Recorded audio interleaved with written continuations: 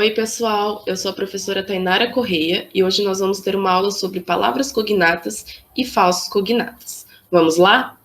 Bom, primeiro a gente precisa entender o que são essas palavras difíceis aí de cognatas e falsos cognatas.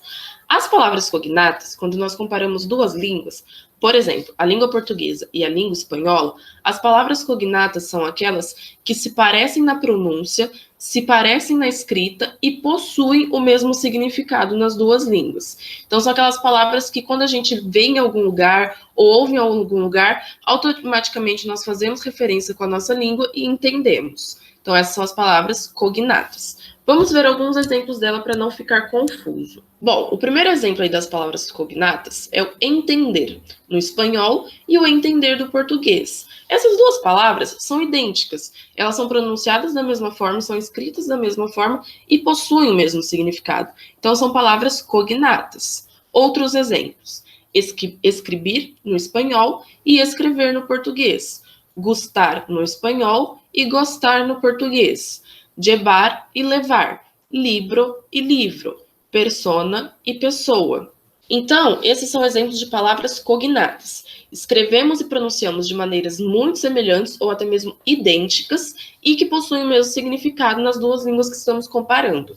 Entretanto, a gente também tem os falsos cognatos. São aquelas palavras que parecem, mas não são iguais. Então, são palavras que, quando a gente compara no português e no espanhol, elas se escrevem da mesma forma ou de forma muito parecida, se pronunciam da mesma forma ou de forma muito parecida, mas possuem significados completamente diferentes.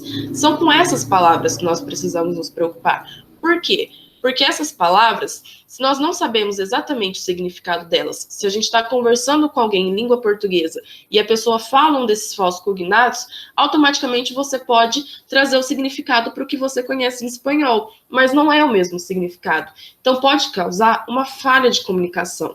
Pode acontecer que você não entenda muito bem o que a pessoa quer dizer. Então por isso que é importante saber que essas palavras existem e sempre procurar dar uma estudada nelas. Pega uma lista, lê, tenta assimilar esses novos significados para cada uma dessas palavras. O que eu vou passar aqui para vocês agora vai ser uma pequena lista de alguns falsos cognatos entre o português e o espanhol. Porém, essa lista é muito grande, ela é muito longa e é bom vocês conhecerem essas palavras. Como aqui o nosso tempo é curto, eu vou dar alguns exemplos para vocês entenderem a relação entre elas, mas eu também vou deixar aqui na descrição do vídeo e na atividade que vai junto com o vídeo uma lista de sites que vocês podem consultar para ver outros tipos de palavras falsas cognatas entre o português e entre o espanhol, ok? Qualquer dúvida com o que eu vou mostrar aqui para vocês, ou com outras palavras que vocês possam encontrar, vocês podem me escrever, podem me mandar uma mensagem que eu respondo, ok? Então, o primeiro exemplo que nós temos é com apelido no espanhol, que em português significa sobrenome. Entretanto, nós temos também no português a palavra apelido, que pode se parecer muito com apelido do espanhol, mas não significa a mesma coisa. Por isso, esse é um exemplo de falso cognato. Parece, mas não é. Então, vamos ver como que a gente usa esse apelido no português. Nós temos aí um nome tipicamente brasileiro, o nome de uma mulher, Maria Júlia Oliveira Silva. Aqui nós temos o nome da Maria, que é Maria Júlia. O nome dela é composto por dois nomes, então nós falamos que é um nome composto.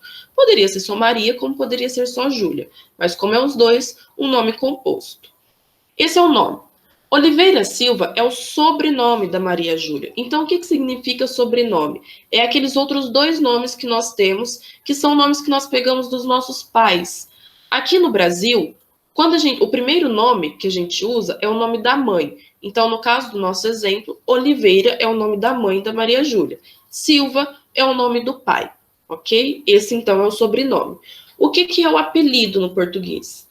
O apelido é aquele pequeno nome que nós usamos para nos referir a alguém. Pode ser uma abreviação do próprio nome da pessoa, pode ser algo mais de cunho carinhoso, de cunho romântico. Então, são aqueles outros nomes que nós usamos para chamar a pessoa de forma carinhosa, de forma mais fácil. A Maria Júlia, por exemplo, poderia ser chamada de de Maju, ou de diversas outras formas que a gente pode fazer com o nome dela, ou com outras características também. O apelido de uma pessoa também pode ser uma característica dela. Então, esse apelido é outra forma que a gente usa para chamar alguém que não o nome dela mesmo, ok? Outro exemplo que nós temos é com a palavra embaraçada, que a tradução para o português significa grávida. Porém, nós temos também a palavra embaraçada no português, que não significa a mesma coisa. Vamos ver os usos para cada uma delas. Ana ficou embaraçada com a situação. Isso significa que a Ana ficou tímida, ficou vergonhosa com aquela situação, ficou sem saber o que fazer. Então, ela ficou embaraçada com a situação. A corda está toda embaraçada. Isso significa dizer que uma corda está toda misturada, toda cheia de nós, de uma forma que a gente não consegue desfazer. Então, ela está muito embaraçada. O nosso cabelo também pode ficar embaraçado quando está cheio de nós e é difícil passar o pente. E Ana está grávida, seu bebê nasce em outubro. Que aí o grávida seria a tradução direta para embaraçada do espanhol. Então, tomar cuidado para não confundir com esse embaraçado do português, ok? O próximo exemplo que nós temos é com a palavra escoba do espanhol, que em português significa vassoura. Porém, nós temos a palavra escova em português também, que a gente não pode confundir porque não significa a mesma coisa. Então, vamos ver os exemplos. Ana usou uma vassoura para varrer a casa. Então, aqui nós temos a vassoura, que foi o objeto que a Ana usou para varrer a casa, que seria a tradução para escova do espanhol. E o escova do português? Ana precisa de uma escova para pentear seus cabelos. Então, a escova do português é aquele objeto que nós usamos para passar no cabelo. Também pode ser escova de dente, também pode ser uma escova de lavar roupas, mas não é a mesma coisa que o escova do espanhol. Tomem cuidado. O próximo exemplo. Cerca do espanhol, em português, significa perto. Porém, nós temos a palavra cerca no português também, que não significa a mesma coisa. Vamos ver como que a gente usa cada uma delas. A casa de Ana fica perto da casa de sua amiga.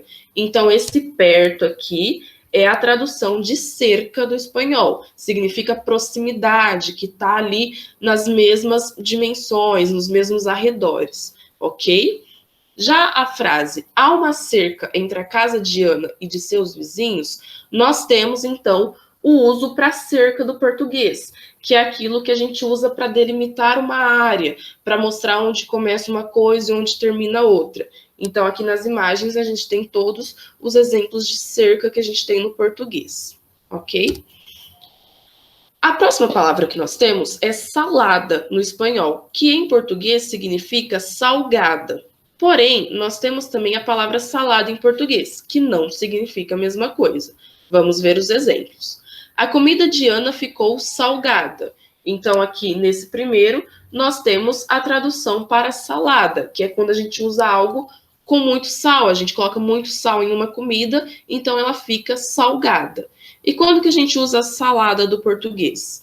Ana fez uma salada de frutas. Então, a salada é algo que nós comemos. Pode ser uma salada de frutas, pode ser uma salada de folhas verdes. Então, a salada é aquilo que normalmente acompanha as nossas refeições.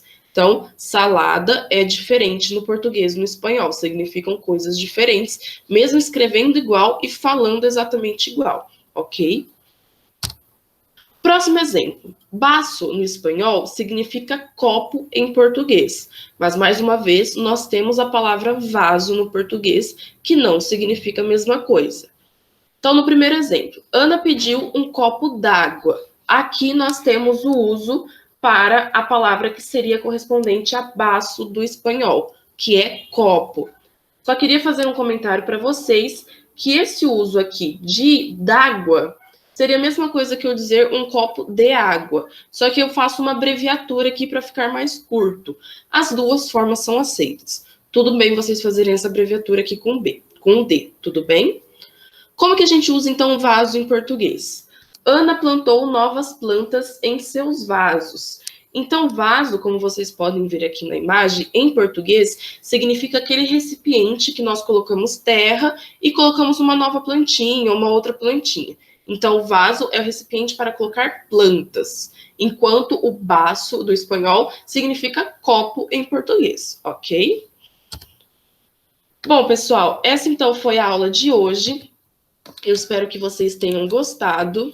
Qualquer dúvida que vocês tiverem, me escrevam no meu e-mail, que é tainara.matos@unesp.br, e a gente se vê na próxima aula, ok? Tchau!